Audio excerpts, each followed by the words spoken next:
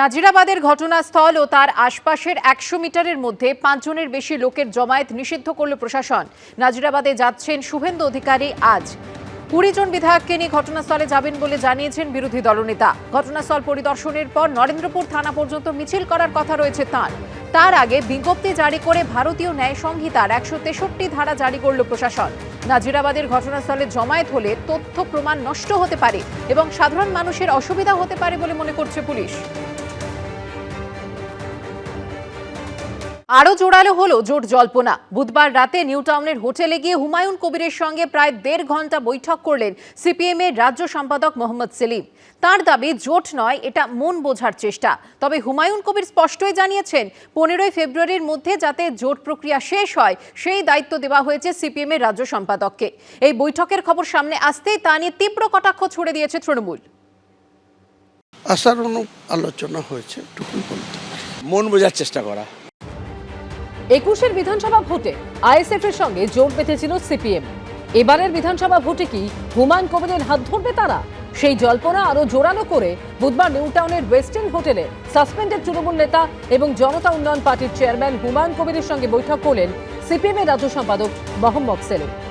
রাজনৈতিক দল তৈরি করেছেন, তার লক্ষ্য কি, তিনি কি চান, তার উদ্দেশ্য কি, আর আমাকে বুঝতে হয় আগে পেছনে কি আছে সেটা বোঝার চেষ্টা করা হয়, এই জন্য সরাসরি বুঝতে হয় না। আলোচনা সেটা হচ্ছে অবশ্যই আগামী দিনে যে বিধানসভা নির্বাচন, সেই নির্বাচনে জোট প্রক্রিয়াটা সম্পন্ন করার জন্য একটু আলোচনা হয়েছে এবং সেই আলোচনায় আমার তরফ থেকে সেলিম সাহেবকে আমি আবেদন রেখেছি যে আগামী ১৫ই ফেব্রুয়ারির মধ্যে যাতে আমাদের এই জোট প্রক্রিয়াটা সম্পূর্ণ হয়, সেটা ওনার উপরেই দায়িত্ব ন্যস্ত করেছি, এটুকুই বলতে পারি। কংগ্রেসের সাথে এই ব্যাপারে আমার কোনো আগ্রহ নেই, কারণ কংগ্রেসের রাজ্য নেতৃত্বরা কোনো কিছু ডিসিশন নেওয়ার মতো জায়গায় নেই।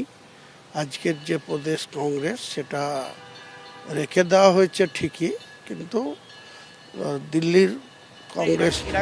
২২শে ডিসেম্বর মুর্শিদাবাদে নিজের দল জনতা উন্নয়ন পার্টির ঘোষণা করেন হুমায়ুন কবির। তারপর থেকে বারবার তিনি সিপিএম, কংগ্রেস, আইএসএফ এর মতো দলগুলোর উদ্দেশ্যে জোটের বার্তা দিয়েছেন। এই প্রেক্ষাপটে বুধবার রাত 8:30 নাগাদ নিউ টাউনের ওয়েস্টার্ন হোটেলে পৌঁছন মোহাম্মদ সেলিম এবং হুমায়ুন কবির।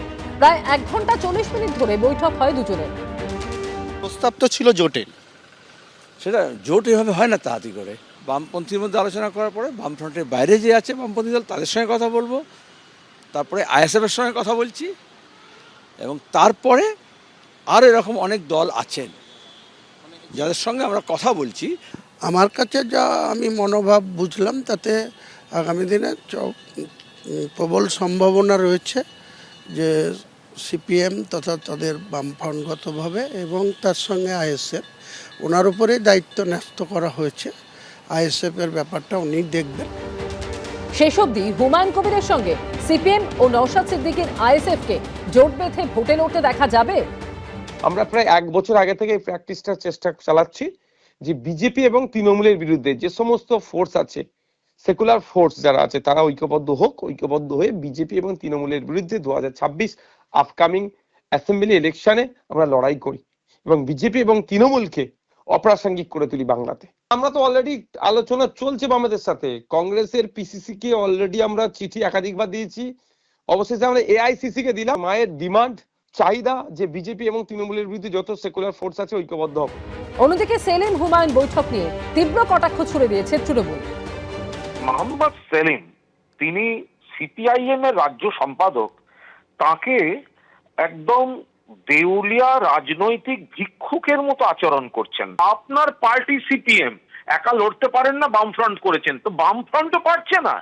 আপনি মন বুঝতে হুমায়ুন কবিরের কাছে, মন বুঝতে আইএসএফ এর কাছে, কংগ্রেসের কাছে সাহায্য চাইছেন, তাহলে কি সিপিএম আর বামফ্রন্টটা শুধু শূন্য হয়েছে তা নয়, বিধানসভায় শূন্য, লোকসভায় শূন্য, 2 মাস বাদে রাজ্যসভায় শূন্য হবে, কিন্তু রাজনৈতিক ভাবেও শূন্য। আইএসএফ সিপিএম হুমায়ুন কবিরের জোট হলে কি তৃণমূলের সংখ্যালঘু ভোটে ভাঙন ধরবে? কংগ্রেস কি এই জোটের অংশ হবে, নাকি আইএসএফ হুমায়ুনের থেকে দূরে থেকে শুধু সিপিএম কে জোট বার্তা দেবে, নাকি একাই লড়বে কংগ্রেস? দ্রুত স্পষ্ট হবে ছবিটা। পার্থপ্রতিম ঘোষের রিপোর্ট, এবিপি আনন্দ।